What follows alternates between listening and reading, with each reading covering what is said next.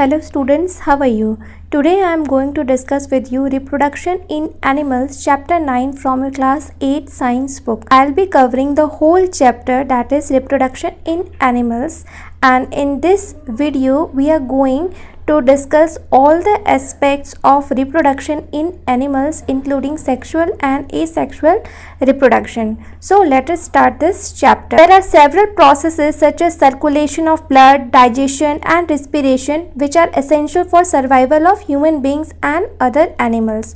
तो इस वीडियो में हम रिप्रोडक्शन की बात करेंगे, लेकिन हमें ये भी जानना ज़रूरी है कि जो हमारी बॉडी में बहुत सारे वाइटल फंक्शंस होते हैं जो कि हमारे ज़िंदा रहने के लिए ज़रूरी हैं. ठीक है, रिप्रोडक्शन भी हमारे एग्जिस्टेंस का एक हिस्सा है, लेकिन वो एक इंडिविजुअल लेवल पे अगर हम बात करें तो किसी इंडिविजुअल लेवल पे अगर कोई इंडिविजुअल रिप्रोडक्शन नहीं करता है किसी भी कारणवश, उसकी चॉइस से या कोई मेडिकल प्रॉब्लम से, तो उसकी जान पे बन नहीं आती है. ठीक है, वो ज़िंदा तभी भी रह सकता है. ठीक है, लेकिन अगर आप स्पीसीज़ देखें, उस स्पीसीज़ की सारे के सारे इंडिविजुअल ही रिप्रोडक्शन की कैपेसिटी नहीं रखते हैं, तो वो स्पीसीज़ धीरे धीरे बिल्कुल ख़त्म हो जाएगी धरती से. लेकिन कोई अगर एक इंडिविजुअल रिप्रोडक्शन नहीं करता है तो भी पूरी स्पीसीज़ के ऊपर कोई खतरा नहीं आएगा और ना ही उस इंडिविजुअल की जान के ऊपर खतरा आएगा.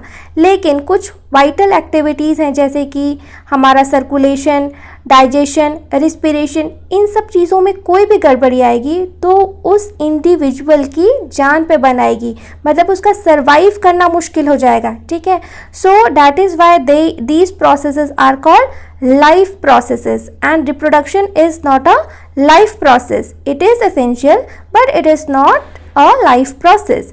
So reproduction is essential for the continuation of a species. This point is very important कि why it is important to reproduce, because reproduction is essential for continuation, यानी एक जनरेशन से दूसरे जनरेशन में जब तक स्पीसीज ट्रांसफ़र नहीं होगी तब तक हम कैसे अपने जनरेशन को कंटिन्यू रखेंगे. ठीक है, जैसे आपने सुना होगा कि टाइगर्स जो हैं वो धीरे धीरे एलिमिनेट हो रहे हैं. बहुत सारे जानवर, जैसे कि आपने ज़्यादातर पिक्चरों में देखा होगा कि डायनासोर जो है वो अब इस धरती पे नहीं है. ठीक है, और मेमथ जो हाथी है वो भी अब हमारे धरती पे नहीं है, वो वाइप आउट हो चुके हैं, मतलब उनकी कोई भी स्पीसीज़ अब जिंदा नहीं है.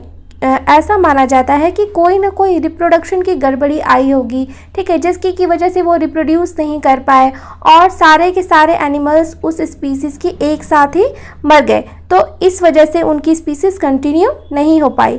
तो आज के समय में भी जो भी इंडेंजर्ड स्पीसीज़ हैं उनको हम ज़्यादा से ज़्यादा रिप्रोड्यूस कराने की कोशिश करते हैं, क्योंकि यही एक मैकेनिज़्म है जिसके की मदद से हम उनकी स्पीसीज़ को कंटिन्यू कर सकते हैं. If reproduction in animals does not take place, no similar kind of organism will be present on the earth generation after generation. यानी रिप्रोडक्शन से क्या होता है कि जैसा वो इंडिविजुअल है, जैसा वो स्पीसीज़ है, उसके ही जैसे उसकी नई स्पीसीज़ फिर से प्रोड्यूस होती हैं रिप्रोडक्शन की प्रोसेस की वजह से. There are two modes of reproduction, one is sexual reproduction and another one is asexual reproduction.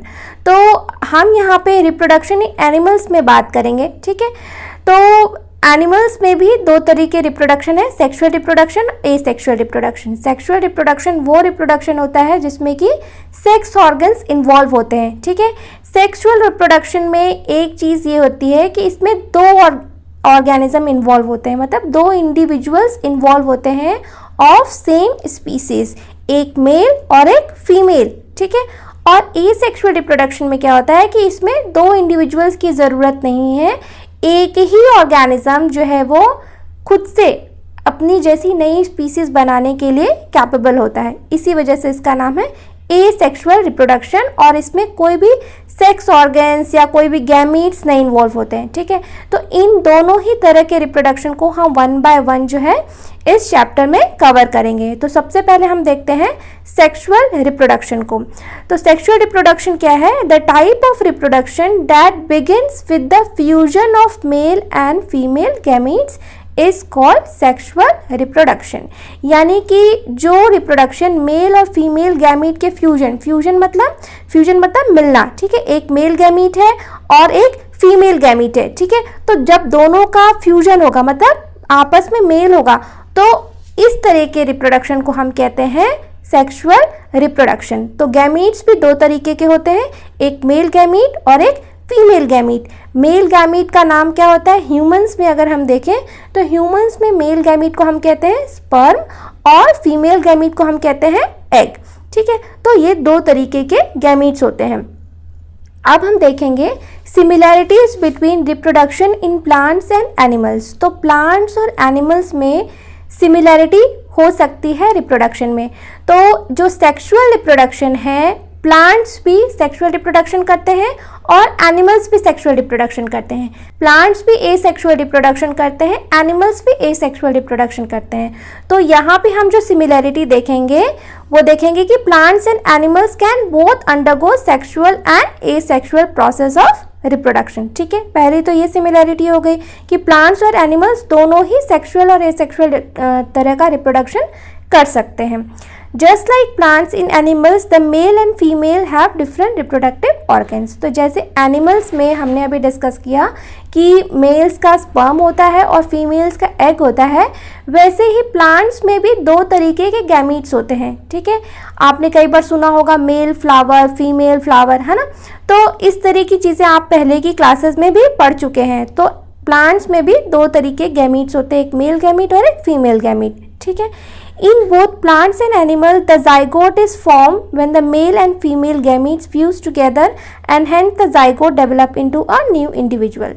तो जैसे कि एनिमल्स में होता है कि जब मेल और फीमेल गैमीट आपस में फ्यूज़ करते हैं, तो फ्यूज़ करने के बाद जो चीज़ बनती है उसको क्या कहते हैं हम? उसको कहते हैं हम जाइगोट, ठीक है। तो उसको हम अगर जाइगोट कहते हैं एनिमल्स में, तो प्लांट्स में भी हम उसको जाइगोट कहते हैं। और जनरली जाइगोट का आगे का फर्दर डेवलपमेंट कहाँ होता है? ये होता है फीमेल की बॉडी के अंदर। तो ये है कुछ सिमिलैरिटीज़। अब हम देखेंगे रिप्रोडक्टिव पार्ट्स ऑफ प्लांट। तो प्लांट का एक छोटा सा हम रिवीजन करते हैं कि एग्जैक्टली प्लांट्स में कैसे होते हैं, ठीक है। तो हम वन बाय वन दोनों देखेंगे। तो अगर हम प्लांट्स में देखें सेक्सुअल रिप्रोडक्शन, तो प्लांट्स में जो मेल रिप्रोडक्टिव ऑर्गन होता है उसको हम कहते हैं स्टैमेन, ठीक है। उसको हम कहते हैं स्टैमेन, और इसके अंदर दो पार्ट्स होते हैं, एक एंथर और एक फिलामेंट, ठीक है। तो आप जैसे फिगर में देख सकते हैं, एंथर के ऊपर जो होता है ये एक एंथर फिलामेंट के ऊपर अटैच होता है, और एंथर के अंदर बहुत सारे जो होते हैं पॉलन ग्रेन्स होते हैं, ठीक है। यही पॉलन ग्रेन्स जो होते हैं वो एक तरीके से मेल गैमीट, जिसको कह सकते हैं हम, ये मेल गैमीट है। और वहीं फीमेल रिप्रोडक्टिव ऑर्गन में क्या होता है कि इसमें होता है स्टिग्मा, स्टाइल और ओवरी, ठीक है। स्टिग्मा क्या होता है? Sticky landing site for pollen grains. तो ये जो स्टिग्मा होता है ये काफ़ी स्टिकी होता है, चिपचिपा होता है, ताकि पॉलन ग्रेन्स जो हवा में उड़ रहे होते हैं वो इसके ऊपर आके चिपक जाते हैं, ठीक है। और नीचे उसके होता है जो पोर्शन, उसको हम कहते हैं स्टाइल। इसके अंदर क्या होता है कि जो पॉलन ग्रेन्स ऊपर स्टिग्मा में चिपक जाते हैं वो वहाँ पे धीरे धीरे ग्रो करते हैं और ट्यूब बनाते हैं, ठीक है। उसी ट्यूब के थ्रू जो है अंत में पॉलन ग्रेन जो है वो ओवरी तक पहुँचता है। तो ये tube that leads down the ovary. Last में जो होता है फीमेल रिप्रोडक्टिव जो ऑर्गन होता है वो है ओवरी, और इसमें क्या होते हैं? ओव्यूल्स। अब यही ओव्यूल्स जो है आगे चल के सीड में कन्वर्ट होते हैं after the fertilization with the pollen grain. तो ये हमने देखा कुछ reproductive parts of a flowering plant. Flowering plant जो होते हैं वो इन्हीं रिप्रोडक्टिव ऑर्गन्स की मदद से सेक्सुअल रिप्रोडक्शन करते हैं। और ये फ्लावर जैसे हमने देखा कि इसमें मेल और फीमेल जो पोर्शंस हैं, जो पार्ट्स हैं, वो एक ही फ्लावर में है। कुछ प्लांट्स में जो है ये फ्लावर्स अलग अलग फ्लावर्स में हो सकते हैं ये सारे पार्ट्स, ठीक है। और कुछ प्लांट्स में तो अलग अलग पेड़ पे भी होते हैं, इनके बारे में आपने क्लास 7th में पढ़ा होगा। तो हम देखते हैं रिप्रोडक्टिव पार्ट्स इन ह्यूमंस, ठीक है। इस चैप्टर में बेसिकली हम सेक्सुअल रिप्रोडक्शन में ह्यूमंस का सेक्सुअल रिप्रोडक्शन डिटेल में पढ़ेंगे। तो सबसे पहले हम देखेंगे मेल रिप्रोडक्टिव ऑर्गन्स। तो मेल रिप्रोडक्टिव ऑर्गन्स क्या क्या होते हैं, ठीक है। तो male reproductive organs include a pair of testis, ठीक है। पेयर में होता है, जो टेस्टिस होते हैं वो पेयर में होते हैं। यहाँ डायग्राम में अलग अलग दिख रहा होगा आपको, लेकिन ये इकट्ठे होते हैं, जॉइंट होते हैं, वो बैक जो पीछे का पोर्शन है उसको अलग अलग करके यहाँ पे दिखाया गया है, ठीक है। तो एक टेस्टिस को टेस्टिस कहते हैं और टेस्टिस मतलब पेयर ऑफ टेस्टिस है, ठीक है। 2 sperm ducts and a penis. तो जो अगर हम ब्रीफ में देखें कि मेल रिप्रोडक्टिव ऑर्गन्स में कितने पोर्शंस होते हैं, 3 पोर्शंस होते हैं। एक हमारा एक a pair of testis, one is penis and another one is sperm duct, ठीक है। So this diagram here you are seeing this diagram is very much important और इस डायग्राम की लेबलिंग आपको बहुत अच्छे से आनी चाहिए। एग्जाम में कभी कभी ये डायग्राम दे दी जाती है और आपको लेबल करने के लिए पूछा जाता है, ठीक है। तो ये एक स्पर्म डक्ट है, पेनिस और टेस्टिस, तो ये जो है मेल रिप्रोडक्टिव ऑर्गन के हिस्से हैं, ठीक है। तो the testis produce the male gametes called the sperms. तो ये जो टेस्टिस हैं इन्हीं के अंदर जो है स्पर्मेटोजेनेसिस होती है। स्पर्मेटोजेनेसिस का मतलब होता है स्पर्म का प्रोडक्शन, ठीक है, क्योंकि मेल गैमीट क्या नाम क्या है, स्पर्म, तो स्पर्मेटोजेनेसिस। तो यहीं पे टेस्टिस के अंदर जो है स्पर्मेटोजेनेसिस की प्रोसेस होती है, ठीक है। और millions of sperms are produced by the testis. तो इसी टेस्टिस के अंदर मिलियंस ऑफ स्पर्म्स जो होता है उसका प्रोडक्शन होता है। अब हम 1 बाय 1 डिस्कस करेंगे मेल रिप्रोडक्टिव ऑर्गन्स को, ठीक है। तो सबसे पहले है पेनिस, ठीक है। It is a cylinder shaped organ containing a small opening at its top. It secrete semen which contains the male gametes और स्पर्म्स। तो पेनिस के अंदर जो होता है वो एक सिलेंडर शेप ऑर्गन होता है और इसी के थ्रू जो है स्पर्म का एजैकुलेशन होता है, ठीक है। नीचे जो दूसरा पोर्शन है उसको हम कहेंगे स्क्रोटम, ठीक है। It is a sac like structure present behind the penis. The testicles or testes are present in this organ. It provides the right temperature so that they can produce sperms. तो scrotum जो होता है इसी के अंदर जो है, जो हम डिस्क्राइब किए कि अ पेयर ऑफ टेस्टिस होता है, तो इसी स्क्रोटम के अंदर अ पेयर ऑफ टेस्टिस होता है जहाँ की स्पर्म का फॉर्मेशन होता है।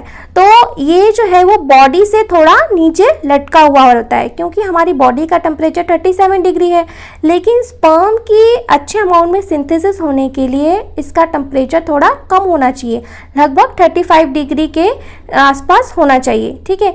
इसी वजह से ये पोर्शन बॉडी से थोड़ा सा निकला हुआ रहता है, ठीक है, और ताकि उसको सही कंडीशन मिल सके और वो राइट अमाउंट में स्पर्म की सिंथेसिस कर सके। नेक्स्ट हमारा ऑर्गन है वो है testis. Most males have a pair of testis. The testis consists of coiled tube like structure that produce sperms.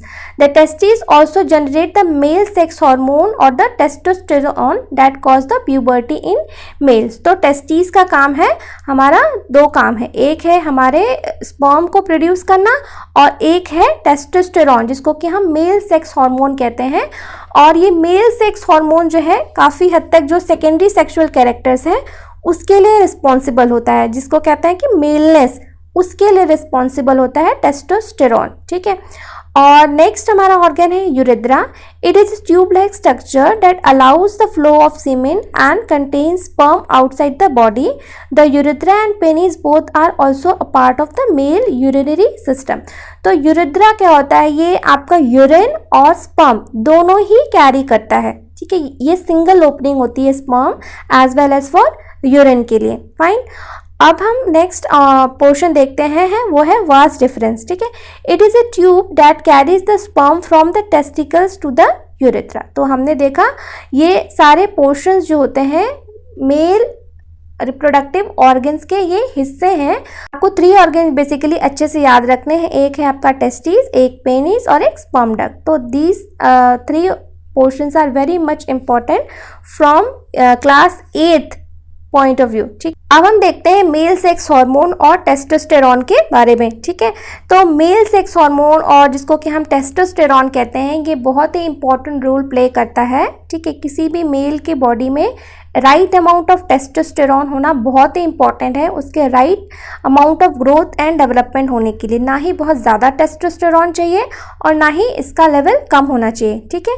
तो the testis produce testosterone and the pituitary gland control how much testosterone will be produce. तो ऐसे तो जो testosterone है hormone, इसका production कहाँ से होता है, हमारे टेस्टिस से होता है, ठीक है। टेस्टिस प्रोड्यूस द टेस्टोस्टेरॉन, ठीक है। लेकिन टेस्टिस जो है वो कितना टेस्टोस्टेरॉन प्रोड्यूस करेगी, इसका जो डिसाइडिंग है वो है हमारा पिट्यूटरी ग्लैंड, ठीक है। पिट्यूटरी ग्लैंड जो है वो हमारे ब्रेन में सिचुएटेड होती है, ठीक है, ब्रेन के पास होती है पिट्यूटरी ग्लैंड, और इसको हम कहते हैं मास्टर एंडोक्राइन ग्लैंड, ठीक है। मास्टर एंडोक्राइन ग्लैंड भी कहते हैं क्योंकि पिट्यूटरी ग्लैंड जो होती है वो बहुत सारे हार्मोन्स निकालती है, और वो हार्मोन दूसरे हार्मोन के प्रोडक्शन के लिए बहुत ज़्यादा ज़रूरी होते हैं, एक तरीके से उसका ट्रिगरिंग फैक्टर होते हैं। इसी वजह से पिट्यूटरी ग्लैंड को मास्टर एंडोक्राइन ग्लैंड भी हम कहते हैं। Fine, this hormone is responsible for the development of male sex organs and development of secondary sexual characters in males during puberty.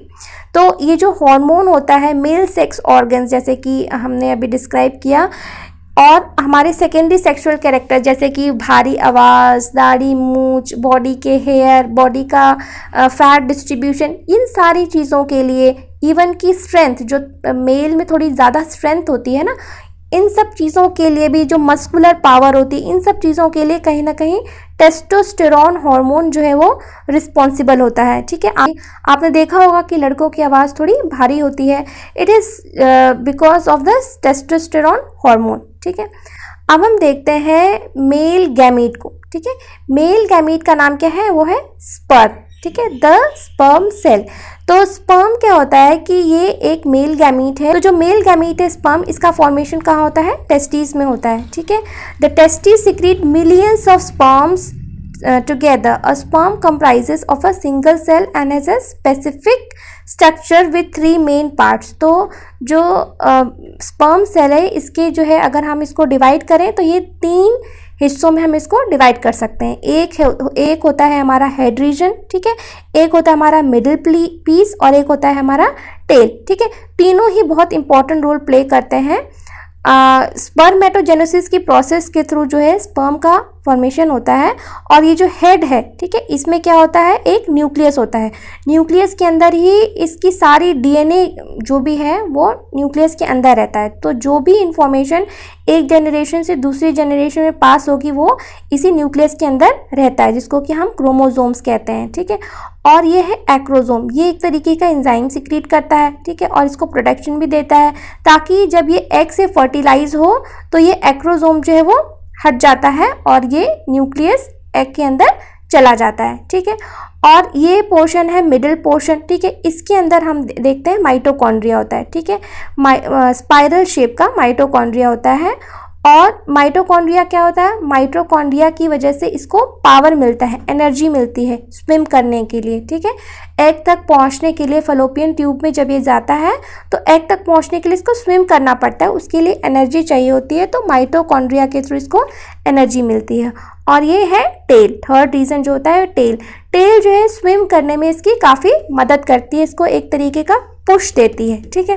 तो ये 3 पोर्शंस हैं। आपको अगर एग्जाम में आए तो आपको ऐसा ही फिगर ड्रॉ करना है विद फुल लेबलिंग, ठीक है, with head, middle piece, tail, ठीक है, न्यूक्लियस, एक्रोसोम, माइटोकॉन्ड्रिया। तो इस तरह से आप डायग्राम ड्रॉ करेंगे तो आपको बहुत ही अच्छे नंबर मिलेंगे।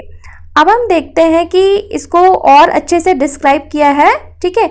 हेड में क्या होता है, it contains of the nucleus which contain the DNA information of the cell, ठीक है।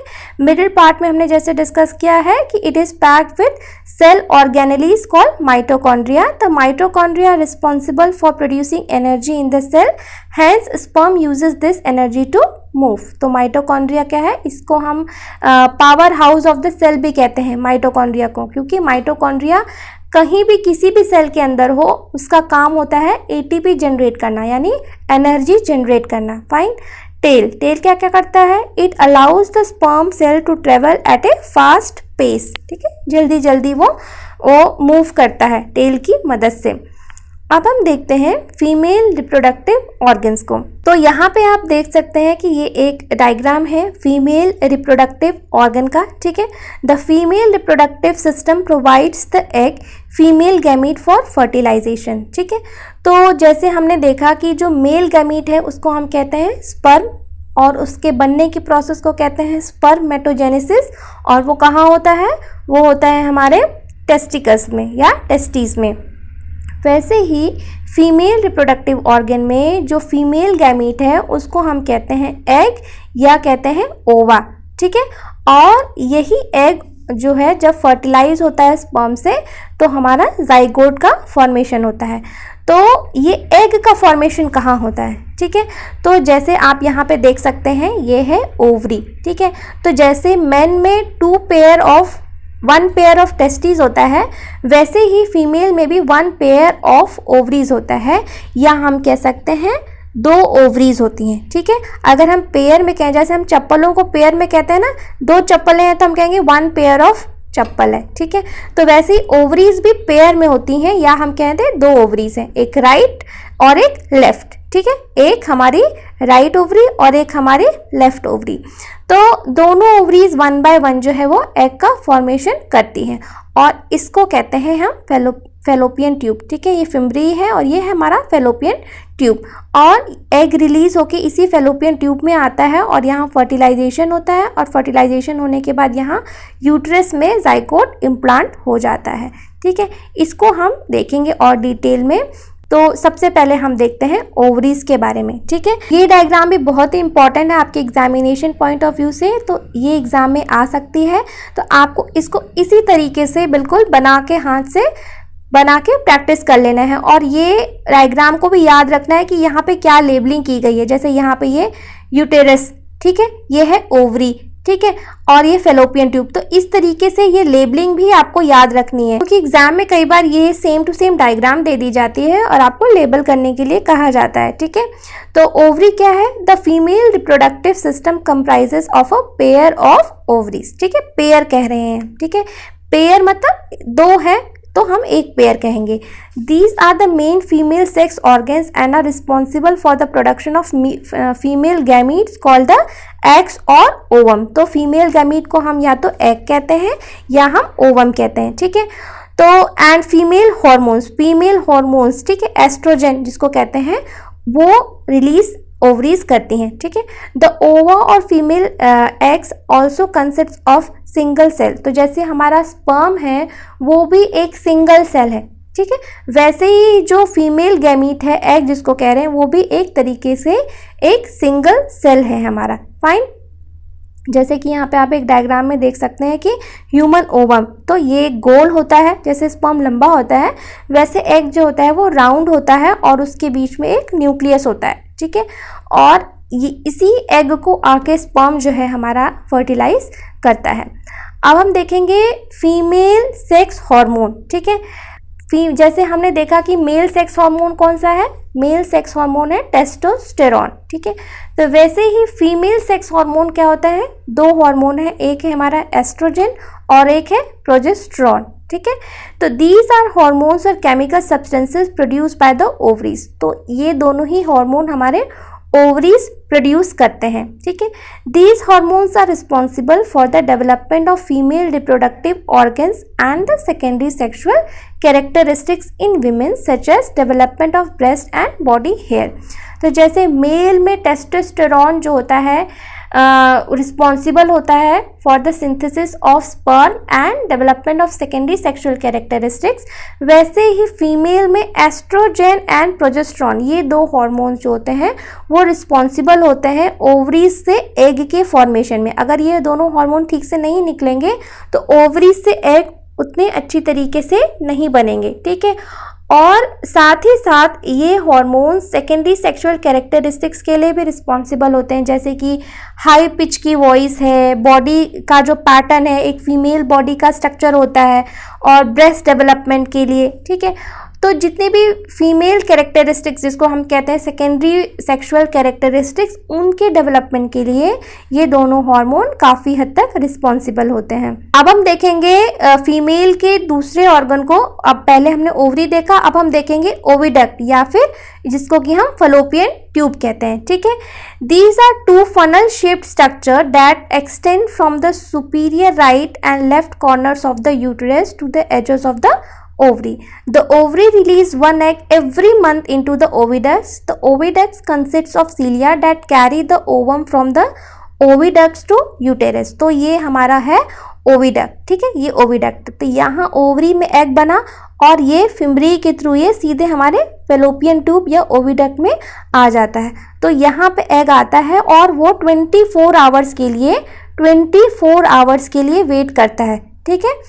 तो 24 आवर्स वेट करेगा और फिर वो अगर 24 आवर्स में नहीं आया स्पर्म तो फिर वो एग जो है वो धीरे धीरे डीजेनरेट कर जाएगा, ठीक है. अगर 24 आवर्स के अंदर ही स्पर्म आ गया तो वो एग को फर्टिलाइज कर लेगा और जो भी जाइगोट बनेगा वो आकर यूटेरस में इम्प्लांट हो जाएगा, यहाँ पे इम्प्लांट हो जाएगा और वो जाइगोट धीरे धीरे एक पूरे बेबी का फॉर्मेशन करेगा. तो फेलोपियन ट्यूब में क्या होता है, फेलोपियन ट्यूब में जो प्रोसेस होती है मेनली फर्टिलाइजेशन की जो प्रोसेस होती है वो हमारे फेलोपियन ट्यूब में होती है. अगर फेलोपियन ट्यूब ब्लॉक है किसी वजह से, ठीक है, तो फर्टिलाइजेशन की प्रोसेस नहीं होगी. इवन दो कि स्पर्म भी जा रहा है, एग भी जा रहा है, ठीक है, लेकिन अगर फेलोपियन ट्यूब में मान लीजिए यहाँ पे ब्लॉकेज है, एग यहाँ पे है, ठीक है, और स्पर्म यहाँ पे आ रहा है, ठीक है, लेकिन ये दोनों मिल नहीं पाएंगे, फ्यूज नहीं कर पाएंगे just because of blockage in the ovary. तो ये भी एक कारण है जो है कि बहुत लोगों को बेबी कंसीव नहीं हो पाता है. तो this is very important factor in conceiving a baby. तो फेलोपियन ट्यूब जो है वो हमारे को फर्टिलाइजेशन जो है एग और स्पर्म का जो है फर्टिलाइजेशन उसको करवाता है फेलोपियन ट्यूब, ठीक है. तो जो तीसरा पार्ट है फीमेल सेक्स ऑर्गन का वो है हमारा यूट्रस, ठीक है. It is an inverted pear shaped organ that allows the development of the fertilised egg into a human baby. The uterus connects with an opening called cervix that connects it to the vagina. तो uterus जो है वो जब भी कोई भी egg जब fertilise हो गया यहाँ पे फेलोपियन ट्यूब से, तो यूटरस की वॉल जो है वो अपनी तैयारी करती रहती है. जैसे हमने पहले भी डिस्कस किया मेंस्ट्रुअल साइकिल कैसे होती है, ठीक है. तो जब ये पूरी तरीके से तैयार रहती है तो यहाँ पे आके जो यहाँ से आता है जाइगोट और यहाँ पे वो इम्प्लांट हो जाता है, ठीक है. और ये यूट्रस की ओपनिंग कहाँ पे रहती है, वो सर्विक्स में रहती है और जो कि वजाइना के अंदर खुलता है. तो इस तरीके से हमारा तीसरा जो है पार्ट वो भी हो गया, वो है यूट्रस. अब हम देखेंगे fourth part of female sex organ का, वो है वजाइना, ठीक है. It is a muscular tube like structure that connects with the cervix. It acts as the receptor of the penis and allows the movement of sperms to the fallopian tubes and uterus. It also allows delivery of the fetus during the birth of the child. तो vagina also plays a very vital role कि जैसे जो भी baby conceive होते हैं, ठीक है, तो ये पेनिस का एक एंट्री पॉइंट की तरह एक्ट करता है. ऑल्सो वजाइना जो है बेबी बर्थ में भी काफ़ी बड़ा रोल प्ले करता है क्योंकि बेबीज ऐसे ही बॉर्न होते हैं. अगर वजाइना की ओपनिंग नहीं होती तो फिर हमारे यूट्रस में से कैसे बेबी बाहर निकलता, ठीक है. तो ये तो हमने डिस्कस कर लिया मेल सेक्स ऑर्गन और फीमेल सेक्स ऑर्गन. अब हम डिस्कस करेंगे कि आखिर ये फर्टिलाइजेशन की प्रोसेस कैसे होती है. हमने देखा कि मेल सेक्स ऑर्गन्स में मेल गैमीट्स बना, फीमेल सेक्स ऑर्गन में फीमेल गैमीट्स बना. अब इन दोनों का फ्यूजन कैसे होता है, ठीक है. तो जो इन दोनों के फ्यूजन की प्रोसेस होती है उसी को हम कहते हैं फर्टिलाइजेशन. और ये कहाँ होती है, ये होती है फेलोपियन ट्यूब में, जो कि फीमेल सेक्स ऑर्गन का एक हिस्सा है, ठीक है. The first step is the process of reproduction is the fusion of a sperm and an ovum. When the sperm come in contact with an egg, one of the sperm may fuse with the egg. Such fusion of the egg and sperm is called fertilization. तो ऐसे हमने देखा कि जो male sex organ है वो millions of sperms produce करता है, ठीक है, लेकिन जो फीमेल सेक्स ऑर्गन है वो केवल एक एग प्रोड्यूस करता है, वो भी 1 महीने के अंदर, है ना. तो ऐसा क्यों, क्योंकि जो एग है वो काफ़ी हद तक उसको काफ़ी तैयारियां करनी पड़ती है क्योंकि एग जो है वो अल्टीमेटली फीमेल की बॉडी में ही इम्प्लांट होगा और आगे वो बेबी का फॉर्मेशन करेगा, ठीक है. तो एक ही एग बनता है, लेकिन स्पर्म जो है वो मिलियंस ऑफ बनते हैं ताकि हम चांस को बढ़ा सकें एग के फर्टिलाइजेशन को, ठीक है। एग फर्टिलाइज हो ही जाएगा, इसके चांसेस को इंक्रीज करने के लिए मिलियंस ऑफ स्पर्म्स का फॉर्मेशन होता है।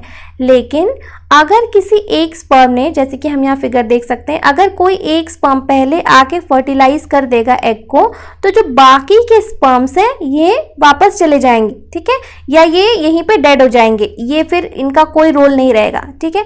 एक बार ही एक स्पर्म इसको फर्टिलाइज कर सकता है, ऐसा नहीं कि एक ही एग को 5-6 स्पर्म फर्टिलाइज करते हैं, एक एग को एक ही स्पर्म फर्टिलाइज कर सकता है, बाकी के सारे स्पर्म जो है बाद में वो डिस्ट्रॉय हो जाएंगे, ठीक है। तो इस प्रोसेस को हम कहते हैं fertilisation. During fertilisation the nuclei of the sperm and the egg fuse to form a single nucleus, this results in the formation of a fertilised egg और जाइगोट। तो देखा आपने, जब स्पर्म जो है अपना न्यूक्लियस जो है वो एग के अंदर यहाँ पे डाल देगा, तो ये स्पर्म का न्यूक्लियस और ये एग का न्यूक्लियस ये आपस में फ्यूज कर जाएंगे, ठीक है, और ये एक जाइगोट का फॉर्मेशन करेंगे, ठीक है। और यही जाइगोट फिर डिवाइड करना शुरू करेगा सेल्स में, और फिर वो जाइगोट से एम्ब्रियो बनाएगा, और एम्ब्रियो से फिर वो फीटस का फॉर्मेशन करेगा, और फिर लास्ट में वो एक बेबी का फॉर्मेशन करेगा। The size of the eggs in animals varies. The eggs may be very small as in humans, very larger in hens. Ostrich egg is the largest. तो जो सिंगल सेल होता है, तो कोई भी चीज़ बॉर्न नहीं हुई रहती है, अंदर ही रहती है, तो अब हम तब तक हम उसको एक सिंगल एंटिटी की तरह ट्रीट करते हैं, ठीक है। जैसे कि हमने कहा स्पर्म जो है वो भी एक सिंगल सेल है, हमारा फीमेल में जो एग प्रोड्यूस होता है ओवम, वो भी एक सिंगल सेल है, जो मुर्गी का अंडा है उसको भी हम एक सिंगल सेल की तरह ही ट्रीट करते हैं, क्योंकि वो भी अभी तक बॉर्न नहीं हुआ रहता है, ठीक है, इस वजह से वो एक सिंगल सेल है। ऑस्ट्रिच जो है वो भी, ऑस्ट्रिच का एग जो होता है वो भी एक सिंगल सेल है, और इसी वजह से हम उसको लार्जेस्ट सेल कहते हैं। Fine. The process of fertilisation is the meeting of an egg from the mother and the sperm from the father, so the new individual inherits some characteristics from the mother and from the father, ठीक है। तो जो fertilisation की process है हमने पहले भी discuss किया था कि जब भी स्पर्म बनता है या ओवम बनता है, उसमें तो जो मदर के क्रोमोसोम्स हैं गैमीट्स में आधे जाते हैं, और फादर के गैमीट्स में भी उसके आधे क्रोमोसोम्स जाते हैं।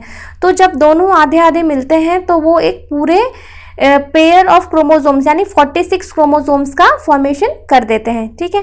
तो इस तरीके से हम देखते हैं कि आधे कैरेक्टर्स या बहुत सारे कैरेक्टर्स हम अपने रोज़मर्रा में भी देखते होंगे कि बच्चे के अंदर मदर और फादर दोनों के ही कैरेक्टर्स एक्सप्रेस होते हैं, ठीक है।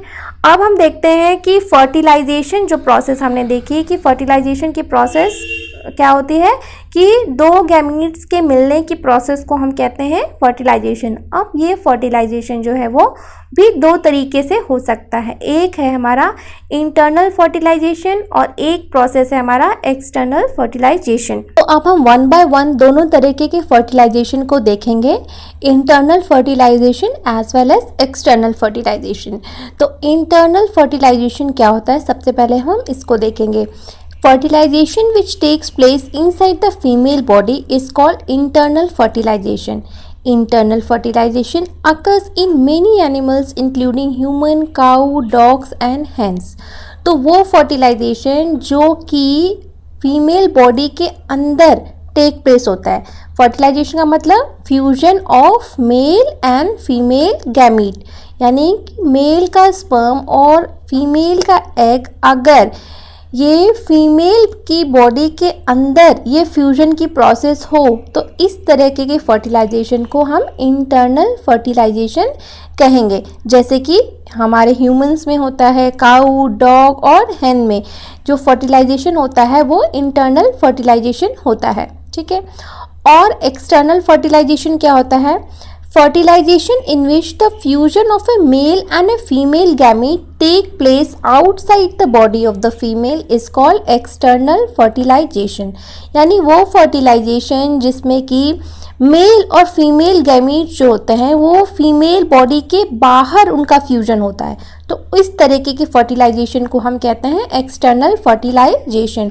और ये एक्सटर्नल फर्टिलाइजेशन किस में कॉमन होता है, ये कॉमन होता है हमारे एक्वेटिक एनिमल्स में, जैसे कि फिशेस, स्टारफिश, फ्रॉग, ठीक है। यहाँ आप फिगर में ये देख सकते हैं एग्स ऑफ फ्रॉग। तो क्या होता है कि जो फीमेल फ्रॉग होती है वो इस तरीके के एग जो है वो पानी में ले कर देती है, छोड़ देती है, ठीक है। और इस एग के अराउंड में एक जेली लाइक कवरिंग होती है जो कि पानी में जो भी एक्सटर्नल एनवायरनमेंट है उससे इन एग्स को प्रोटेक्ट करती है, जेली लाइक वाइट सब्सटेंस जो देख रहे हैं। और फिर मेल फ्रॉग क्या करता है, इन्हीं एग्स के ऊपर अपने स्पर्म जो है वो छोड़ देता है। तो अब वाटर में ये जो फीमेल के एग हैं और मेल के स्पर्म हैं, ये वाटर में आपस में एक दूसरे से फ्यूज होते हैं और यहीं पे जाइगोट बनता है और यहीं पे आगे की प्रोसेस होती है। आपने कई बार देखे होंगे जो नदी नाले हैं वहाँ पे आसपास छोटे छोटे मेढक के बच्चे देखे होंगे नहीं, तो वो इसी वजह से है कि एक्सटर्नल फर्टिलाइजेशन होता है उनकी बॉडी में, ना कि इंटरनल फर्टिलाइजेशन। तो यहाँ पे आप एक डिफरेंस देख सकते हैं internal as well as external fertilisation के बीच में। तो इंटरनल फर्टिलाइजेशन में क्या होता है कि the fertilisation process takes place inside the female body. वहीं पे एक्सटर्नल फर्टिलाइजेशन में क्या होता है कि the fertilisation process takes place outside the body of the female. Generally जो भी बेबी होता है उसको कौन कैरी करता है, फीमेल। लेकिन इंटरनल फर्टिलाइजेशन में ये तो फीमेल में होता है, लेकिन एक्सटर्नल फर्टिलाइजेशन में वो एनवायरनमेंट में होता है, ठीक है। Less number of eggs are produced by such female as there are high chances of survival of the offspring. यानी कि जो इंटरनल फर्टिलाइजेशन होता है उसमें कम नंबर ऑफ एग्स बनते हैं। जैसे ह्यूमन के केस में आप देख सकते हैं कि हर महीने केवल एक ही एग बनता है। वहीं पे जो एक्सटर्नल फर्टिलाइजेशन होता है उसमें बहुत सारे एग्स बनते हैं, ठीक है, ताकि जो फर्टिलाइजेशन की प्रोसेस है, जो चांसेस है, उसको बढ़ाया जा सके, ठीक है। A large number of eggs are produced by such females as the chances of survival of the offspring is very low. इस वजह से बहुत सारे अंडे प्रोड्यूस करते हैं एक्सटर्नल फर्टिलाइजेशन में। फॉर एग्जाम्पल, अगर एग्जाम्पल देखें इंटरनल फर्टिलाइजेशन का क्या है, cow, human beings and hens undergo internal fertilization. और aquatic animals like fishes and amphibians like frog undergo external fertilization। तो ये दोनों ही एग्जाम्पल आपको अच्छे से याद करने की ज़रूरत है, ठीक है। अब हम देखेंगे मैकेनिज्म कि कैसे जो होता है एक्सटर्नल फर्टिलाइजेशन होता है फ्रॉग्स या टोड्स में। एक्सटर्नल फर्टिलाइजेशन जो होता है उसकी पूरी मैकेनिज्म क्या है, क्या प्रोसेस वो फॉलो करते हैं। क्या होता है कि The frogs and toads reproduce by laying eggs in a slow stream or ponds। तो जो पानी की रफ्तार थोड़ी कम होती है, तेज़ी से कम तेज़ी से बहता है, जैसे ठहरे हुए नदी नाले पॉन्ड, ठीक है, वहाँ पे वो क्या करती है, फीमेल बहुत सारे एग जो होते हैं पानी में दे देती है, ठीक है। द फीमेल फ्रॉग फर्स्ट ले hundreds of eggs together in the water, ठीक है। These eggs are not covered with any hard shell. Instead, there is a jelly-like substance that guards them and holds them together। तो ये कोई, जैसे हम मुर्गी के अंडे देखते हैं वो एक है हार्ड कवरिंग से जो कवर होते हैं, बट ऐसा नहीं होता इनमें, ये एक जेली लाइक सब्सटेंस से कवर होते हैं, ठीक है। As the female frog lay their eggs the male frog deposit the sperms over them, ठीक है। तो जैसे ही फीमेल फ्रॉग जो है अंडे देती है वैसे ही मेल फ्रॉग उसके ऊपर अपने स्पर्म को डिपोजिट कर देता है, ठीक। This results in external fertilization when the sperms come in contact with the egg of the water। तो जो ये प्रोसेस है फर्टिलाइजेशन की, मेल और फीमेल गैमीट के मिलने की, ये पानी के अंदर होती है। फीमेल ने भी अपने अंडे पानी में डाल दिए और मेल ने भी अपने स्पर्म पानी में छोड़ दिए, और ये पानी में तैरते हुए ये एग और स्पर्म आपस में मिलते हैं और ये फर्टिलाइजेशन की प्रोसेस होती है। तो इसी वजह से हम इसको एक्सटर्नल फर्टिलाइजेशन कहते हैं, ठीक है। Though the eggs are large in numbers only a few of them manage to survive.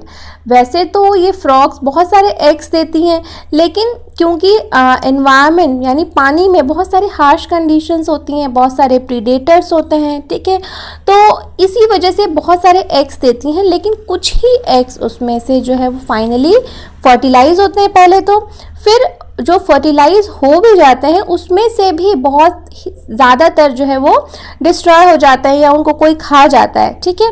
There are several factors which may hinder the fertilisation process such as exposing of water movement, rainfall, wind and other animals. तो ये सारे factors भी काम करते हैं external fertilisation में, इसी वजह से इतने लार्ज अमाउंट में एग्स और स्पर्म का प्रोडक्शन होता है, ठीक है।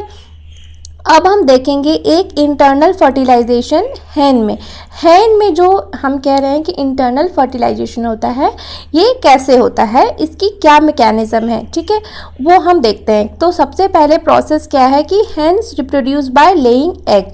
जैसे ह्यूमन बींग्स और डॉग्स और काउस, तो इनमें भी इंटरनल फर्टिलाइजेशन होता है और हैंस में भी इंटरनल फर्टिलाइजेशन होता है।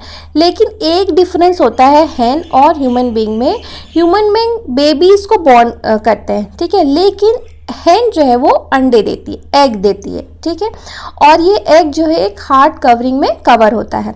After the formation of the zygote it keeps on dividing itself and then travel through the oviduct. तो क्या होता है कि जब हैन के अंदर इंटरनल फर्टिलाइजेशन हो जाता है तो जाइगोट का फॉर्मेशन होता है, ठीक है। जब मेल और फीमेल गैमीट मिलते हैं तो ये जाइगोट का फॉर्मेशन करते हैं, फाइन। तो ये जाइगोट अपने में डिवाइड करता रहता है और ओविडक्ट से बाहर आता रहता है, ठीक है। In this process different layers are formed over the egg and then turns into a hard shell of covering of the egg. तो जैसे जैसे ये जाइगोट मूव करता है ओविडक्ट में, तो हर स्टेप पे, हर एक रास्ते में बहुत सारी जगहों पे इस जाइगोट के ऊपर एक कवरिंग बननी शुरू हो जाती है, ठीक है। हर स्टेज पे एक कवरिंग बननी शुरू हो जाती है, ठीक है। When this hard shell is form the hen lay egg। तो जब ये ओविडक्ट में चलते चलते ये एग के ऊपर जो है पूरी कवरिंग धीरे धीरे बनती जाती है और लास्ट में जो मुर्गी है वो अंडा दे देती है। Then it takes almost 3 weeks for the embryo to develop into a chick. तो जब मुर्गी अंडा दे देती है तो उसके बाद भी, अंडे देने के बाद भी अंडे को पूरी तरीके से डेवलप होने में अप्रॉक्सीमेटली 3 weeks का टाइम लगता है, ठीक है। और उसी अंडे के अंदर ये एम्ब्रियो जो है वो ग्रो कर रहा होता है, ठीक है। आपने कई बार देखा होगा मुर्गी बार बार बैठ के अंडे के ऊपर उसको सेकती है, गर्म करती है, वार्म करती है अपनी बॉडी टेम्परेचर से, ताकि जो ग्रोथ है एम्ब्रियो की वो प्रॉपरली हो, अच्छे से हो, ठीक है। At this time period the hen often sits over the egg to provide it with warmth। अब एक बहुत ही इंपॉर्टेंट क्वेश्चन देखते हैं हम। Why do fish and frogs lays egg in hundreds when a hen lays only 1 egg at a time। तो हमने देखा फिश और फ्रॉग्स हंड्रेड्स ऑफ एग्स जो है ले करते हैं, लेकिन जो मुर्गी है वो हमेशा एक ही अंडा देती है, ऐसा क्यों, ठीक है। वो ऐसा इसलिए है कि दो दीज एनिमल्स ले hundreds of eggs and release millions of sperms, all the eggs do not get fertilized and develop into individuals। क्योंकि ये लोग एक्सटर्नल फर्टिलाइजेशन के थ्रू अपना रिप्रोडक्शन करते हैं, तो सारे के सारे एग फर्टिलाइज हो ही जाएंगे, सारे एग और स्पर्म आपस में मिल ही जाएंगे, ये ज़रूरी नहीं है। और अगर जो हो भी जा रहे हैं फर्टिलाइज, वो सरवाइव कर ही जाएंगे, ये ज़रूरी नहीं है। तो अपनी स्पीसीज़ को कंटिन्यू रखने के लिए, अपनी स्पीसीज़ को आगे बढ़ाने के लिए ऐसा मैकेनिज़्म नेचर ने इन एनिमल्स को दिया है कि वो बहुत सारे स्पर्म्स और बहुत सारे एग्स का प्रोडक्शन करते हैं, ताकि कुछ तो बचे ही, है ना। ज़्यादा संख्या में जब ऑर्गेनिज्म बॉर्न होंगे तो कुछ ना कुछ तो उसमें बचने के, सर्वाइवल होने के ज़्यादा चांसेस हैं। लेकिन अगर कम अमाउंट में जब एग होंगे, स्पर्म होंगे, तो उनके जो है डिस्ट्रॉय होने के भी चांसेस ज़्यादा होंगे, ठीक है। This is because the eggs and sperms get expose to water movement, wind and rainfall. Also there are other animals in the pond which may feed on the eggs। Thus, production of large number of eggs and sperms is necessary to ensure fertilization of at least few of them। तो ये बहुत ही अच्छा question था और ये इसका एक answer है कि ताकि ये अपनी स्पीसीज को कंटिन्यू कर सकें, इस वजह से ऐसा किया है, ठीक है। नेचर ने उनको ऐसा गिफ्ट दिया है। सो अब हम देखेंगे next topic, what are test tube babies. तो आपने टेस्ट ट्यूब बेबीज का नाम तो पक्का से सुना होगा, ठीक है। आपने कई बार हॉस्पिटल के एडवर्टीजमेंट्स में भी सुना होगा IVF, इन विट्रो फर्टिलाइजेशन, जिसको हम कहते हैं IVF, in vitro fertilisation. In vitro का मतलब होता है कि लैब में, मतलब बॉडी के बाहर जो भी हम चीज़, जैसे हम एक्सटर्नल फर्टिलाइजेशन कह रहे हैं, लेकिन क्योंकि हमारे नेचर में हम जो है एक्सटर्नल फर्टिलाइजेशन करने के लिए नहीं बने हैं, है ना, लेकिन हम इसको थ्रू साइंस टेक्नोलॉजी की मदद से हम ऐसा कर रहे हैं। इसी वजह से ये हम इसको इन विट्रो कहते हैं। दो वर्ड्स होते हैं, एक इन वीवो, एक इन विट्रो। हमारी बॉडी के अंदर जो भी कुछ होता है हम उसको इन वीवो कहते हैं, और इन विट्रो कहते हैं अगर जो चीज़ बॉडी के अंदर सपोज की जाती है कि बॉडी के अंदर होगी, लेकिन हम उसको बाहर करते हैं, इसी वजह से हम इनको इन विट्रो कहते हैं। सो अब हम देखते हैं कि exactly what are test tube babies, और ये वर्ड कितना सही है। ठीक है, in some women oviducts are block. तो क्या होता है कि जैसे हमने पहले भी पढ़ा फीमेल रिप्रोडक्टिव सिस्टम में कि जो फर्टिलाइजेशन होता है वो प्रोसेस कहाँ होती है, वो हमारे फलोपियन ट्यूब्स या ओविडक्ट्स में होती है। तो कुछ मेडिकल कंडीशंस की वजह से कई बार ये फलोपियन ट्यूब्स ब्लॉक होती हैं। तो जो फर्टिलाइजेशन की प्रोसेस है, एग और स्पर्म की मिलने की प्रोसेस है, ये नहीं हो पाती है due to blockage in these fallopian tubes. So these women are unable to bear babies because sperm cannot reach the egg for fertilization. Fine. So in such cases, doctors collect freshly released egg and sperms and keep them together for few hours for IVF और in vitro fertilization. ठीक है, तो ऐसे cases में क्या करते हैं कि डॉक्टर बहुत सारी दवाइयों और इंजेक्शंस की मदद से फ्रेशली एग और स्पर्म जो है मदर से एग और फादर से स्पर्म कलेक्ट कर लेते हैं। कलेक्ट करके उनको क्या करते हैं, लैब में एक्सटर्नल मीडिया, आर्टिफिशियल मीडियम पे उनको रखते हैं ताकि वो डेड ना करें। ठीक है, और फिर लैब में इस एग और स्पर्म का फ्यूजन कराते हैं। ठीक है, और करा के क्या बनाते हैं, जाइगोट। ठीक है, जो ये जाइगोट बन जाता है इसको भी हम फॉर अबाउट अ वीक, ठीक है, इसको हम एक्सटर्नली जो है वो ग्रो कराते रहते हैं 1 हफ्ते तक।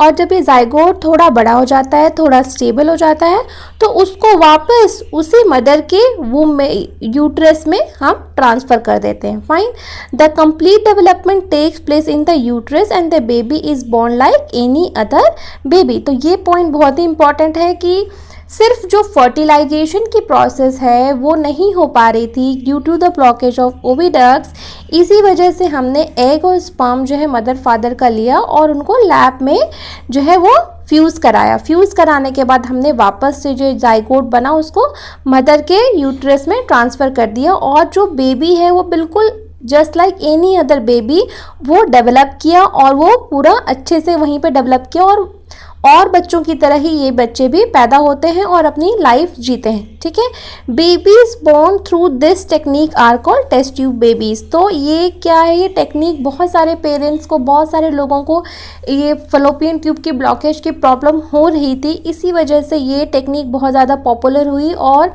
इसको पॉपुलरली जो है वो टेस्ट ट्यूब बेबीज़ कहा जाता है। ठीक है, बट ये बेबीज़ कुछ अलग नहीं होते, ये बेबीज़ भी और बेबीज़ की तरह ही नॉर्मल होते हैं। बस इनकी जो फ्यूज़न की जो प्रोसेस है, फर्टिलाइजेशन की प्रोसेस है, वो इन विट्रो होती है। इस वजह से इनको हम टेक्निकली टेस्ट ट्यूब बेबीज़ कहते हैं। ठीक है, so this term is actually a misleading, क्योंकि ये बेबीज़ जो है वो टेस्ट ट्यूब के अंदर नहीं पैदा हुए रहते, ना ही वो बढ़ते हैं उसके अंदर, बस उनका फ्यूजन जो प्रोसेस होता है वो हम टेस्ट ट्यूब के अंदर कराते हैं। ठीक है, अब हम देखते हैं next topic, development of embryo. अब तक हमने देखा कि मेल गैमीट कैसे बनता है, फीमेल गैमीट कैसे बनता है, दोनों का फ्यूजन कैसे होता है, जिसको कि हम कहते हैं फर्टिलाइजेशन की प्रोसेस। ठीक है, अब फ्यूजन हो गया। ठीक है, अब ये जो जाइगोट बना, जाइगोट जो है वो धीरे धीरे डिवाइड करता जाएगा, फिर वो एम्ब्रियो बनाएगा, और एम्ब्रियो से फिर वो एक फीटस बनाएगा, और फीटस जो है फाइनली बेबी बन जाएगा और एक बेबी बॉर्न हो जाएगा। ठीक है, तो देखने में तो ये प्रोसेस कहने में बहुत सिंपल लग रही है, तो लेकिन एग्जैक्टली क्या मैकेनिज्म है, क्या क्या स्टेप्स होते हैं, इस दौरान हम ये देखेंगे। इन्हीं क्वेश्चंस को हम इसमें एड्रेस करेंगे कि how could a single cell become such a big individual. एक सिंगल सेल, एक सिंगल स्पर्म और एक सिंगल एग मिल करके कैसे एक पूरे इंडिविजुअल का फॉर्मेशन कर देते हैं। इसी प्रोसेस को हम देखेंगे कि कौन से स्टेप्स इन्वॉल्व हैं डेवलपमेंट ऑफ एम्ब्रियो में। ठीक है, so fertilization results in the formation of zygote which begins to develop into an embryo. तो जो फर्टिलाइजेशन है उसके प्रोसेस से क्या होता है, एक जाइगोट का फॉर्मेशन होता है, जो कि जाइगोट डिवाइड करते करते क्या बनाता है, एक एम्ब्रियो बनाता है। Fine, the zygote divides repeatedly to give rise to a ball of cells. तो जाइगोट जो है बार बार डिवाइड करता है, ठीक है, और एक बॉल ऑफ सेल्स बनाता है। फाइन, और वही बॉल ऑफ सेल्स आगे चल के एम्ब्रियो बनाता है। The cells then begin to form groups that develop into different tissues and organs of the body. This developing structure is termed as embryo.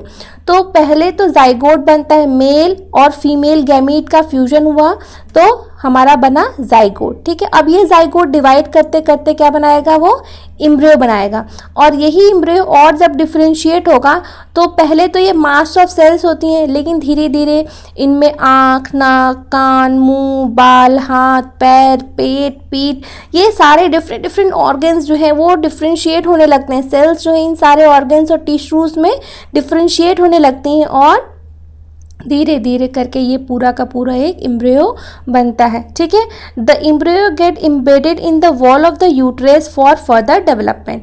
तो क्योंकि अब ये जाइगोट, तो हमने देखा कि जब फर्टिलाइजेशन हुआ फलोपियन ट्यूब में तो ये जाइगोट बना, तो ये जाइगोट धीरे से आकर के जब और बड़ा होता है तो एम्ब्रियो बनता है, और ये एम्ब्रियो क्या करता है, ये यूट्रस की वॉल में इम्प्लांट हो जाता है ताकि वहाँ से ये नरिशमेंट ले सके, क्योंकि किसी भी सेल को ग्रो करने के लिए नरिशमेंट की बहुत ज़्यादा ज़रूरत होती है। जैसे कि आप यहाँ फिगर में देख सकते हैं कि यहाँ पे क्या हुआ कि ये हमारी ओवरी है। ठीक है, यहाँ पे ओवरी में एग बना, ये येलो कलर का देख सकते हैं, ये एग आया इस फिम्ब्री के थ्रू ये फलोपियन ट्यूब में। ठीक है, यहाँ पे इसका फर्टिलाइजेशन हुआ, फर्टिलाइजेशन के बाद ये जाइगोट का फॉर्मेशन हुआ, तो ये जाइगोट अब डिवाइड करते करते करते करते यहाँ पे आ गया। ठीक है, अब ये यहाँ पे जाइगोट है, ये यहाँ पे एक ये एम्ब्रियो का फॉर्मेशन हो गया। अब ये एम्ब्रियो आकर के यहाँ पे ये यूटेरस में इम्प्लांट हो गया। ठीक है, एम्बेडिंग एम्ब्रियो, तो ये एम्ब्रियो यहाँ से यूट्रस से जो है पूरा नरिशमेंट लेगा। ठीक, और नरिशमेंट ले करके ये ग्रो करेगा। यहाँ पे आप फिगर में देख सकते हैं ये एक डेवलपिंग एम्ब्रियो है। अब ये इस एम्ब्रियो में जो है धीरे धीरे आँख, कान, नाक, मुंह सारे ऑर्गन्स जो है वो डेवलप होने लगेंगे और डिफ्रेंशिएट होने लगेंगे। इस तरीके से धीरे धीरे करके पूरा एक बेबी बन जाएगा। ठीक है, the embryo continues to develop in the uterus. It gradually develops body parts such as hand, legs, head, eye, ears, etc. The stage of the embryo in which all body parts can be identified is called a fetus. तो वो stage, जैसे कि आप यहाँ figure में देख सकते हैं कि यहाँ पे एक पूरा का पूरा फीटस जो है वो बन गया है। तो यहाँ पे फीटस जो है वो इस तरीके से मदर के यूट्रस में रहता है। ठीक है, तो वो स्टेज जिसमें कि सारे बॉडी पार्ट्स बन जाते हैं उसको हम कहते हैं foetus. When the development of the foetus is complete the mother gives birth to the baby. तो जब ये फीटस पूरी तरीके से बन जाता है तो मदर जो है वो फीटस को जो जन्म देती है वो बेबी को जन्म देती है। ठीक है, अब हम देखते हैं कि हाउ आर चीक्स बॉर्न। ठीक है, तो हमने देखा कि चीक्स कैसे पैदा होते हैं, वो भी इंटरनल फर्टिलाइजेशन के थ्रू ही पैदा होते हैं, और जब जाइगोट बनता है तो धीरे धीरे ओविडक्ट्स के थ्रू जब वो गुजरता है तो उसके ऊपर हार्ड शेल की कवरिंग बनती है, और वो कवरिंग बनने के बाद मुर्गी जो है वो अंडा दे देती है, और अंडा देने के बाद भी अप्रॉक्सीमेटली 3 वीक्स लगते हैं उसको चीक में डेवलप होने में। अब हम एक बहुत ही इम्पॉर्टेंट जो 2 वर्ड्स हैं वो देखने जा रहे हैं, वो है विविपेरस एंड ओविपेरस। ठीक है, विविपेरस एंड ओविपेरस क्या होता है? ठीक है, विविपेरस एंड ओविपेरस। तो विविपेरस क्या होता है? The animals which give birth to young ones are called viviparous animals. Example है काऊ, डॉग और कैट, और इसमें ह्यूमंस भी हैं। ठीक है, ह्यूमंस आर ऑल्सो विविपेरस। ठीक है, because we give birth to the young ones. तो जो एनिमल्स बच्चों को जन्म देते हैं उनको हम विविपेरस कहते हैं, और ओवीपेरस क्या होता है? Oviparous those animals which lay eggs are called oviparous animals. तो वो एनिमल जो कि अंडे देते हैं उनको हम ओवीपेरस एनिमल्स कहते हैं, जैसे कि फ्रॉग, लिजर्ड, बटरफ्लाई और moth. Hen and crow are और एनी बर्ड, तो कोई भी चिड़िया है, कोई भी जानवर जो कि अंडे देता है उसको हम कहते हैं ओवीपेरस। ठीक है, अब हम देखते हैं कि ये जो हमने बोला कि अंडे देते हैं, और बहुत सारे जानवरों में हमने देखा होगा कि जब वो छोटे रहते हैं तो हम पहचान ही नहीं पाते कि ये तितली जो है ये तितली के अंडे हैं। ठीक है, तो उनमें ड्रास्टिक चेंज होता है। ह्यूमंस की बात नहीं कर रहे हैं हम यहाँ पे। ह्यूमन का बेबी भी वैसा ही दिखता है जैसे ह्यूमन बड़े पे दिखते हैं। ठीक है, बस थोड़े बहुत अडल्टहुड की वजह से चेंजेस आते हैं। लेकिन बहुत सारे ऐसे भी जानवर होते हैं जो कि बिल्कुल ही डिफरेंट दिखते हैं। मतलब जब वो पैदा होते हैं और जब वो बड़े होते हैं उनमें बहुत ज़्यादा डिफरेंस होता है, आप देख के नहीं बता कर सकते हो। जैसे अगर कोई सोचे कि कोई तितली है, उसका बेबी जो है तितली के जैसा ही होगा, बस वो छोटा होगा साइज़ में, तो ऐसा नहीं है। ठीक है, तितली का जो बेबी है वो बिल्कुल ही तितली से डिफरेंट होता है। सो इसी टॉपिक में हम पढ़ेंगे young ones to adults. The new individuals which are born और hatched from the egg continue to grow till they become adults. In some animals the young ones में look very different from the adults. जैसे कि अगर हम देखें एक silkworm की life cycle, तो सबसे पहले सिल्क वॉर्म क्या देता है? एग देता है। ठीक है, ये एग जो है वो लार्वा और कैटरपिलर में कन्वर्ट होता है थोड़े दिन के बाद। फिर ये लार्वा और कैटरपिलर प्यूपा में कन्वर्ट होता है, और ये प्यूपा जो है वो एडल्ट में कन्वर्ट होता है। तो ये 4 स्टेजेस हैं life cycle of a silk worm में। लेकिन ये चारों स्टेजेस एक दूसरे से काफ़ी डिफरेंट है। मतलब देखने में आप पता नहीं कर सकते हो कि ये वही चीज़ है। ठीक है, जैसे कि आप फिगर में देख सकते हैं कि यहाँ पे ये एडल्ट मोथ है। ठीक है, तो ये क्या किया कि ये female moth less many tiny eggs. तो ये मलबेरी लीव्स है, मलबेरी लीव्स के ऊपर बहुत छोटे छोटे अंडे दिए। ठीक है, अब ये अंडे जो हैं धीरे धीरे ग्रो कर जाएंगे लार्वा में। ठीक है, caterpillar feed on mulberry leaves for about 3 to 4 weeks. 3 to 4 weeks में ये अंडे जो हैं धीरे धीरे लार्वा में कन्वर्ट हो जाएंगे। तो देखिए अंडे और लार्वा में कितना डिफरेंस लग रहा है। फिर ये लार्वा जो है वो cocoon, the caterpillar changes into a pupa inside the cocoon. इस कोकून के अंदर जो है वो एक प्यूपा में कन्वर्ट हो जाएगा, और ये जो है फिर लास्ट में मोथ अपनी एडल्ट बटरफ्लाई जो है वो बन जाएगी। तो देखिए कि कितना ये स्टेज में और इस स्टेज में कितना डिफरेंस है। ठीक है, बट ह्यूमंस में ऐसा नहीं होता। तो ये बिल्कुल ड्रास्टिक चेंज है अडल्टहुड में। ठीक है, तो इस तरीके के जो ड्रास्टिक चेंजेस होते हैं उनको हम कहते हैं मेटामॉर्फोसिस। तो जिन एनिमल्स में एडल्टहुड और चाइल्डहुड में बहुत ज़्यादा डिफरेंस होता है उनको, उस प्रोसेस को हम कहते हैं मेटामॉर्फोसिस। ठीक है, different stages of frog starting from the egg to the adult stage. और इसी तरह की एक मेटामॉर्फोसिस की प्रोसेस फ्रॉग में भी होता है। ठीक है, तो फ्रॉग क्या करते हैं? सबसे पहले एग देते हैं, और एग जो होता है जब आफ्टर फर्टिलाइजेशन वो एक टेडपोल लार्वा बनता है और उससे एडल्ट बनता है। तो टेडपोल लार्वा और एडल्ट में बहुत डिफरेंस होता है। आप कह नहीं सकते कि ये टेडपोल जो है, जब टेडपोल को देखोगे और फ्रॉग को देखोगे तो बिल्कुल ही डिफरेंट है, लगेगा ही नहीं कि ये एक ही ऑर्गेनिज्म है। आगे चल के ये टेडपोल ही जो है फ्रॉग बनेगा, आप बिल्कुल ही आश्चर्यचकित रह जाओगे। ठीक है, the transformation of the larva into an adult through drastic changes is called metamorphosis। तो ये इन्हीं एनिमल्स में होता है, ये ह्यूमंस में मेटामॉर्फोसिस की प्रोसेस नहीं होती है, क्योंकि ह्यूमंस तो ऑलमोस्ट वैसे ही दिखते हैं जैसे वो एडल्ट में दिखते हैं। ठीक है, in that case of tadpoles they transform into adults capable of jumping and swimming. तो ये आप फिगर देख सकते हैं कि ये एग है। ठीक है, एग है और ये अर्ली टेडपोल है, ये लेट टेडपोल है, और ये एक एडल्ट फ्रॉग है। तो लेट, यहाँ पे इसमें आप 2 पैर देख सकते हैं। ठीक है, यहाँ पे इसमें एक भी पैर नहीं है, यहाँ पे आप इसमें 2 पैर देख सकते हो, और यहाँ पे इसमें आप 4 पैर देख सकते हो। तो ये टेडपोल और एडल्ट में कितना डिफरेंस है, लग रहा है कि ये 2 अलग अलग ऑर्गेनिज्म है। तो इसी प्रोसेस को हम कहते हैं मेटामॉर्फोसिस। तो ये मेटामॉर्फोसिस की प्रोसेस जो है फ्रॉग्स में generally under the influence of thyroxine hormone होता है। ठीक है, थायरोक्सिन का हार्मोन का जो ट्रिगर है वो आयोडीन होता है। अगर आयोडीन नहीं है पानी में तो थायरोक्सिन हार्मोन नहीं सिंथेसाइज होगा, और थायरोक्सिन हार्मोन नहीं सिंथेसाइज होगा तो ये टेडपोल लार्वा जो है वो एडल्ट में ट्रांसफॉर्म नहीं हो पाएगा। तो अगर पानी में अगर आयोडीन नहीं है तो सारे के सारे लार्वा टेडपोल स्टेज में ही रहेंगे, वो फ्रॉग नहीं बन पाएंगे, है ना। तो ये मेटामॉर्फोसिस की प्रोसेस है। फाइन। अब हम देखेंगे asexual reproduction in animals. तो अभी तक हमने देखा सेक्सुअल रिप्रोडक्शन के ऑर्गन्स, सेक्सुअल रिप्रोडक्शन कैसे होता है, gametes, fertilisation, development of embryo. अब हम देखेंगे asexual reproduction. Asexual मतलब जिसमें कि सेक्स ऑर्गन्स या सेक्स गैमीट्स नहीं इन्वॉल्व होते हैं, ठीक है। और इसमें दो इंडिविजुअल्स की भी ज़रूरत नहीं है, इसमें एक ही इंडिविजुअल रिप्रोडक्शन करने के लिए खुद से कैपेबल है, ठीक है।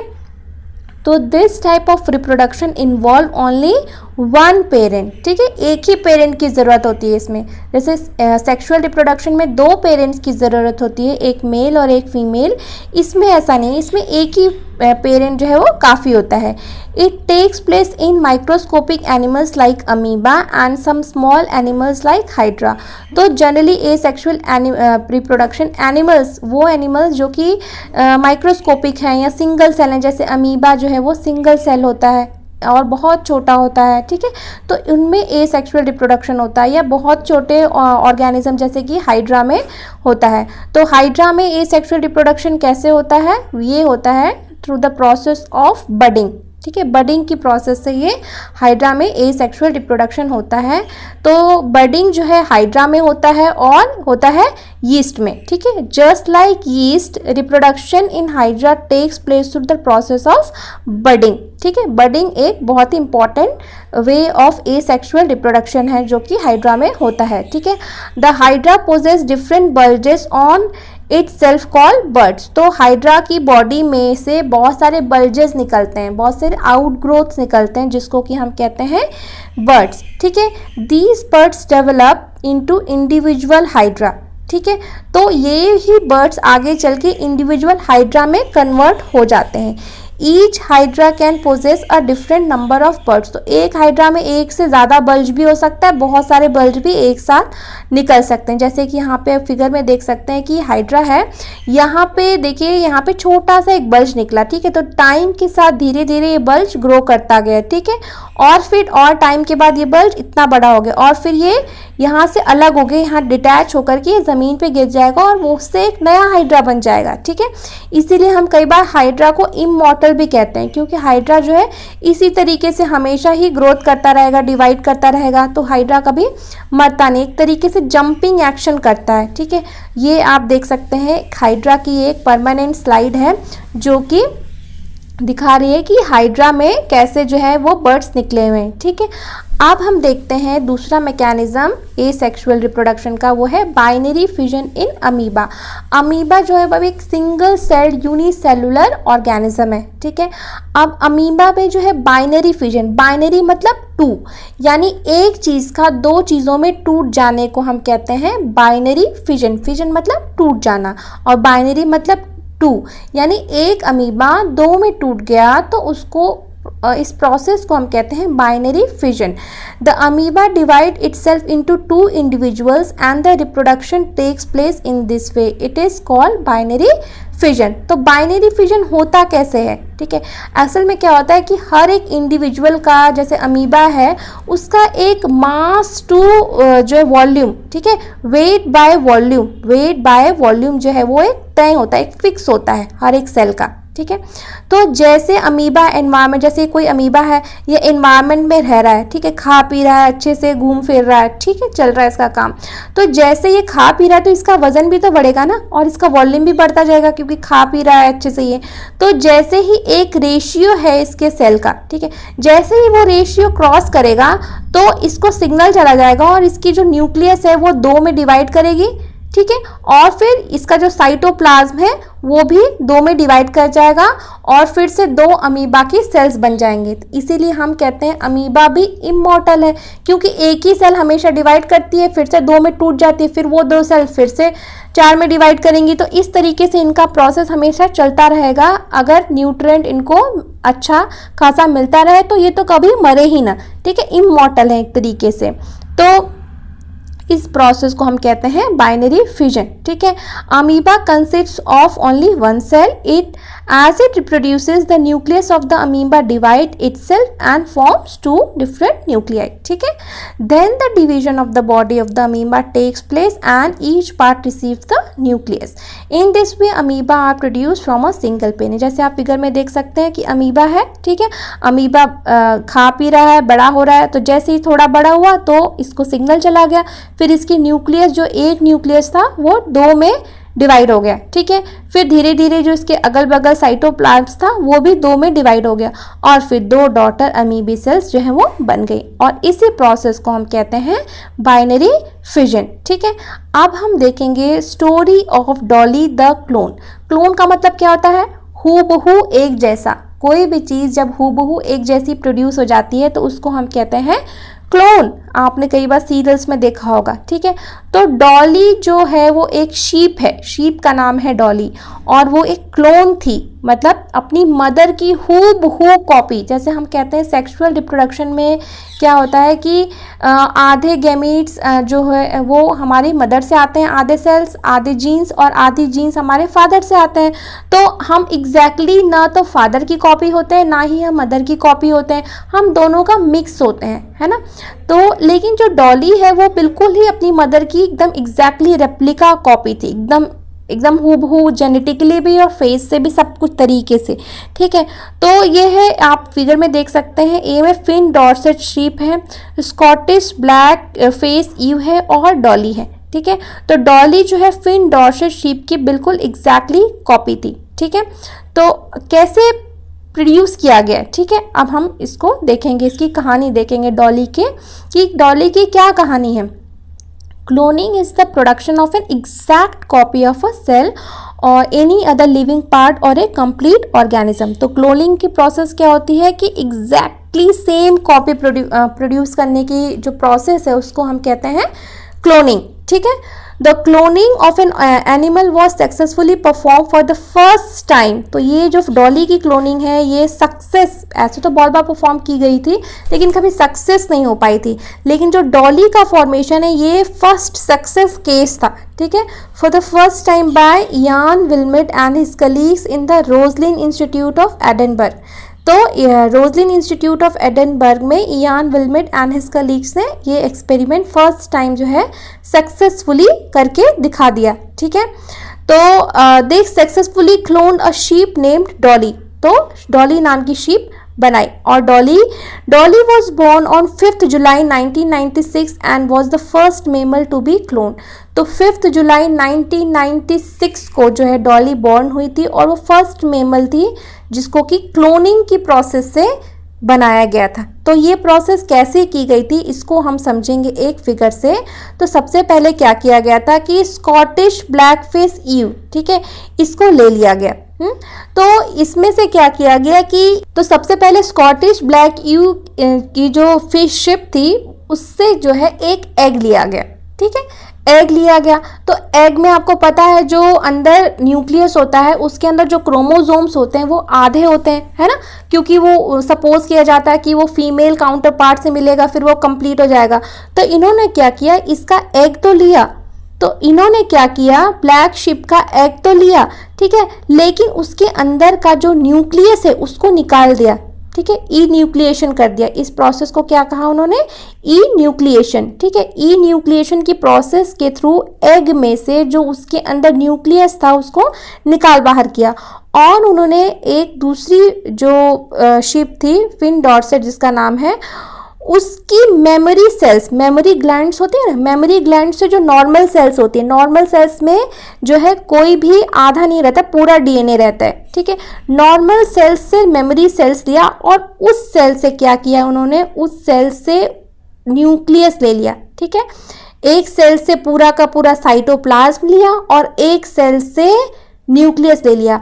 अब इस एग सेल के अंदर इस जो नॉर्मल सेल है उसका न्यूक्लियस इस एग सेल के अंदर डाल दिया, ठीक है। अब एग सेल का तो काम ही है अपने आप को इम्प्लांट करना, ग्रो करना, है ना। तो लेकिन अब इस एग सेल के अंदर ये नॉर्मल सेल का न्यूक्लियस आ गया, है ना। तो आपको पता ही है कि जिस सेल का न्यूक्लियस होगा, जो भी डीएनए होगा, जो सेल ग्रो करेगी वो बिल्कुल वैसे ही आगे चल के अपने फीचर्स दिखाएगी, क्योंकि डीएनए ही सब कुछ तय करता है कि हम कैसे दिखेंगे, कैसे क्या होगा हमारे साथ, ठीक है।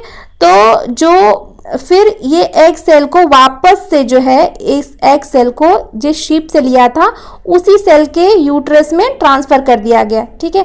लेकिन फिर डॉली पैदा हुई और डॉली जो है वो बिल्कुल हूबहू कॉपी थी फिन डॉर्सेट शीप की, क्योंकि फिन डॉर्सेट शीप की जो मेमोरी सेल्स थी उसी का न्यूक्लियस हमने इस एग के अंदर डाला था, तो जिसका डीएनए होगा उसी की जैसी शक्ल होगी ना, तो इसी वजह से Dolly was the exact replica copy of Finn Dorset sheep, ठीक है। So the Dolly was a healthy clone of the Finn Dorset sheep and produce several offspring of her own through normal sexual means. तो Dolly बिल्कुल ही healthy clone थी और उसने अपनी life time में बहुत नॉर्मल तरीके से, जैसे और शीप्स बच्चे पैदा करती हैं, वैसे डॉली ने भी बहुत सारे शीप्स जो हैं पैदा किए, ठीक है। Unfortunately Dolly died on 14 February 2003 due to certain lung disease. तो एक लंग डिजीज की वजह से डॉली 2003 में मर गई। Since Dolly, several attempts have been made to produce clone mammals. However, many die before or die soon after birth. The clone animals are many a times found to be born with severe abnormalities. तो cloning की process करना इतना easy नहीं है जितना कि हमें theoretically दिखता है, because there are several other factors जो है वो इन्वॉल्व रहते हैं, ठीक है। अभी भी हम इन सारी चीज़ों को डिकोड नहीं कर पाए हैं कि exactly what are those factors which are responsible. तो ये एक इवेंट था हिस्ट्री ऑफ साइंस में कि ऐसा हुआ, ऐसी प्रोसेस हुई कि हम एक सक्सेसफुली एक क्लोन बना पाए, ठीक है। सो होप करती हूँ कि आपको ये चैप्टर अच्छे से समझ में आया होगा। And still if you have any doubts then you can write in the comment section, I will surely reply. Thank you.